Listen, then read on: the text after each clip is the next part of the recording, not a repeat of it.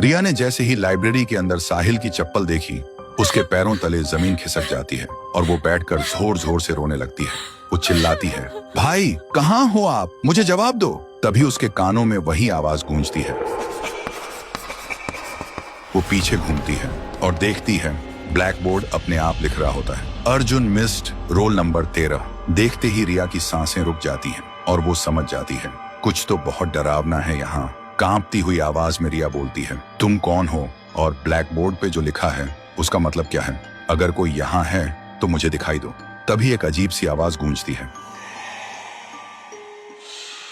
और एक परछाई दिखाई देती है।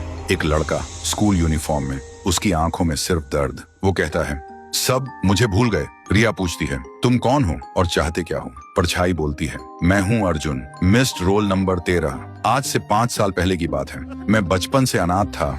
मेरे मम्मी पापा मुझे अकेला छोड़कर चले गए थे। एक दिन क्लास के सब बच्चे मुझे कालुआ कालुआ कहकर चिढ़ाने लगे। मैं काला था, इसलिए मैं रोता हुआ लाइब्रेरी की तरफ भागा और जब मैं लाइब्रेरी में घुसने ही वाला था तभी देखा मैडम और एक डॉक्टर किसी अजीब चीज के बारे में बात कर रहे थे और तभी किसी ने मुझे पीछे से जोर से मारा। मेरी आंखों के सामने अंधेरा छा गया। जब मेरी आंखें खुली तो देखा मैं लाइब्रेरी के अंदर टेबल पर पड़ा था। डॉक्टर और मैडम भी वहां थे। मैं चिल्लाने की कोशिश कर रहा था लेकिन न चिल्ला पा रहा था न हिल पा रहा था। तभी मुझे पता चला ये लोग स्कूल के बच्चों को किडनैप करके उनके ऑर्गन्स निकालते हैं और उन्हें बेच देते हैं। फिर उसी दिन मैडम ने प्रिंसिपल के सामने कुछ बहाना बनाकर लाइब्रेरी को हमेशा के लिए बंद करवा दिया। गांव वालों के सामने मुझे मिसिंग बता दिया गया। तब से मेरी रूह इसी लाइब्रेरी में भटक रही है और हर रात 12 बजे घंटी बजाता हूँ,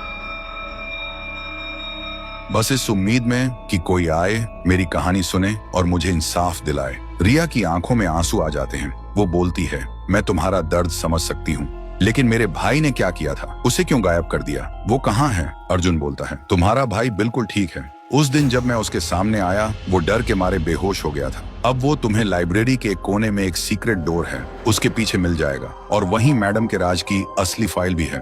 अगली सुबह रिया और साहिल गांव के लोगों के सामने आते हैं। साहिल को जिंदा देखकर सब लोग हैरान हो जाते हैं। रिया वो फाइल सबके सामने रखती है जिसमें मैडम का हर काला सच साफ साफ लिखा था। कुछ देर बाद पुलिस आती है और जो भी लोग इस राज के पीछे थे सबको गिरफ्तार कर लेती है और अर्जुन, उसे अब इंसाफ मिल चुका होता है। उसकी रूह धुआं की तरह हवा में गुम हो जाती है।